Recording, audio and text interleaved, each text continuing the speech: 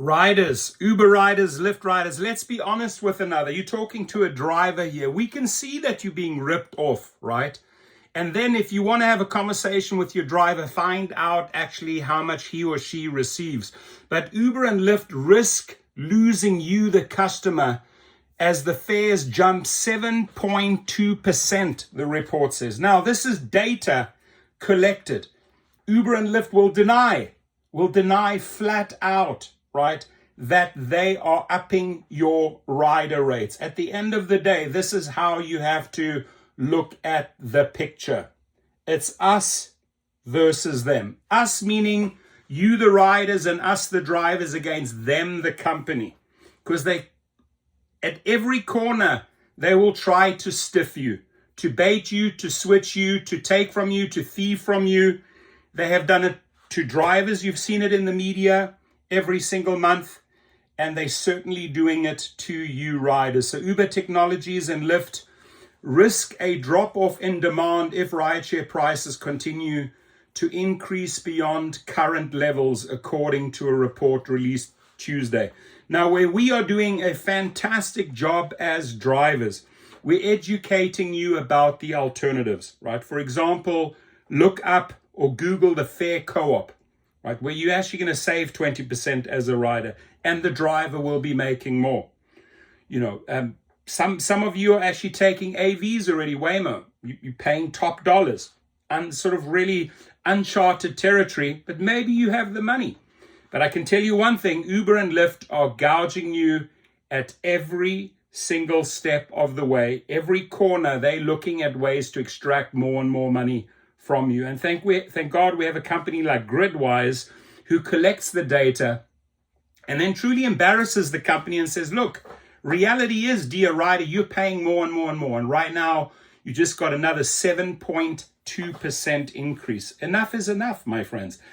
Another great job that drivers are doing, we are converting you, the rider, to our personal clients, our private clients, and giving you better rates in our SUVs and sedans than Uber and Lyft can.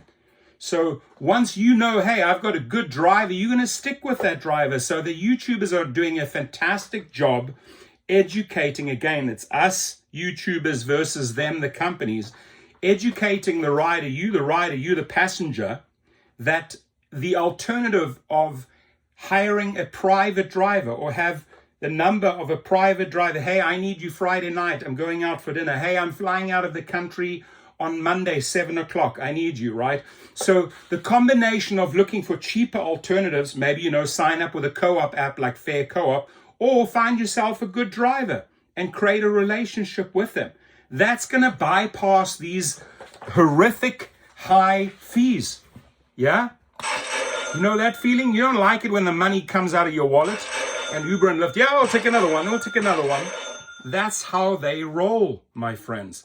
So this report was released on Tuesday. The median price of an Uber and Lyft ride in the United States, and this is pretty much globally, rose 7.2% year over year in 2024 to $15.99 average, according to an analysis by Gridwise. And 2025, same pattern. You can expect another 7%. This is why drivers are dropping off, riders are dropping out like flies. You don't want to be ripped off anymore, correct? So I've given you two great alternatives right there.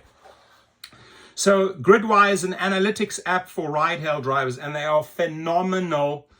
By the way, very soon in the pipeline, you're going to see an app called GigU, G-I-G-U. Check it out. I'll be promoting them like crazy. More than 72% of consumers said they would reduce or stop using rideshare services if prices increased further. Can you imagine that 72% of the consumers are saying, hey, enough is enough. Enough is enough. Just like drivers say, enough is enough. And then we protest and we strike and we come together and say enough is enough.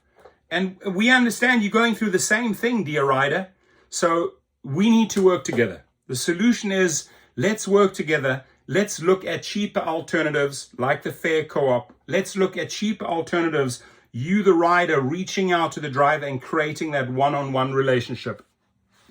reduce or stop using rideshare services if prices increased further, the firm found through a separate survey of 1,000 consumers. Now, Uber and Lyft say, oh, that survey doesn't count. No, Gridwise interviewed 1,000 consumers.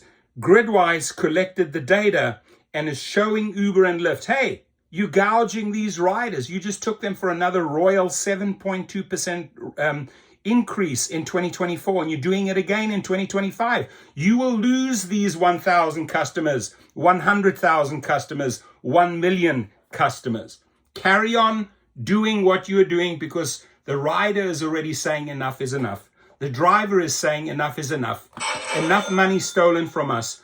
Enough fees tagged onto all these rides.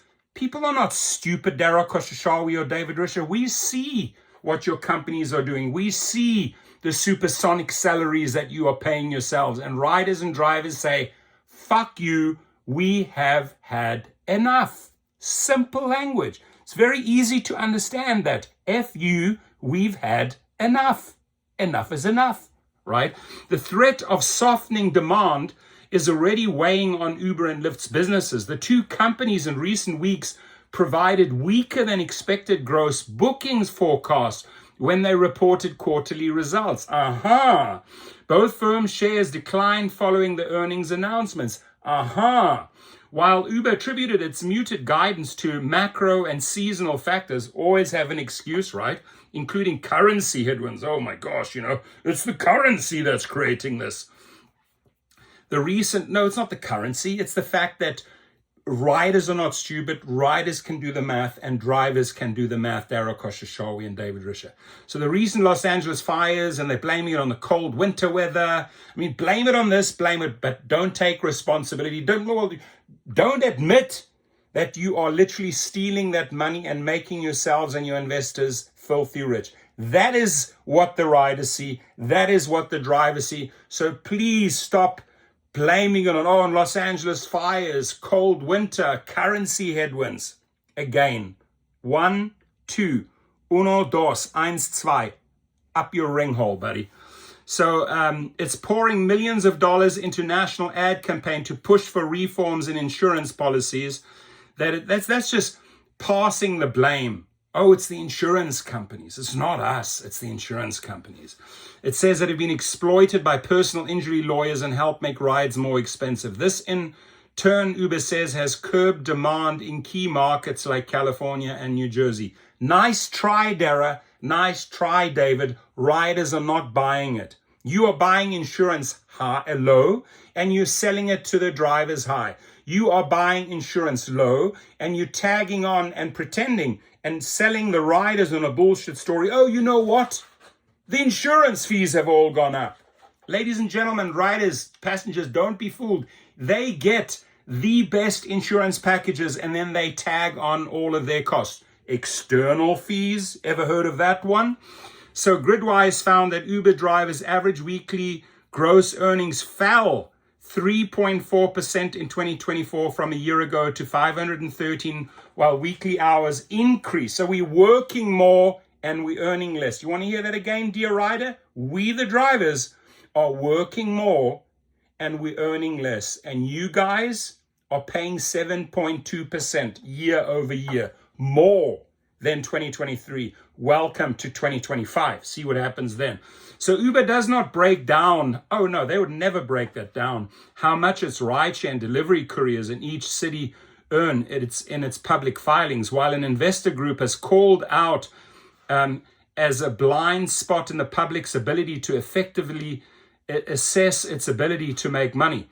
Uber's 2024 results show that the driver and courier earnings combined, including tips, grew about 18% on average, but tips can contribute to more than half of a food delivery driver. So they conveniently, they're paying $1.50, $2 on the food deliveries, and then they are working in the tips.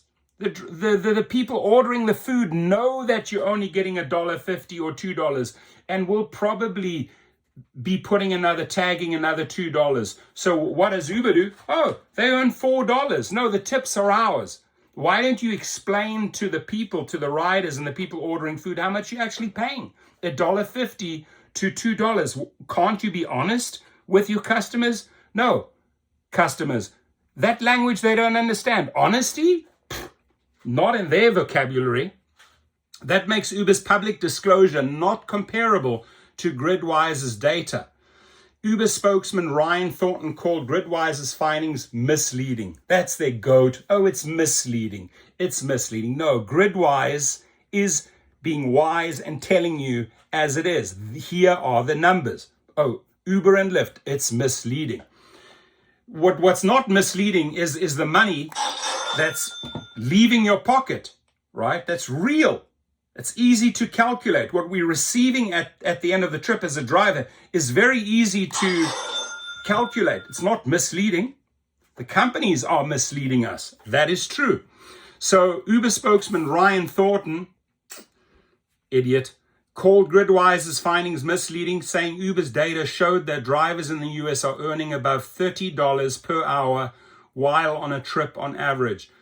Pull your head out of your ass, Ryan Thornton. Wake up and stop misleading riders and drivers. We know your game.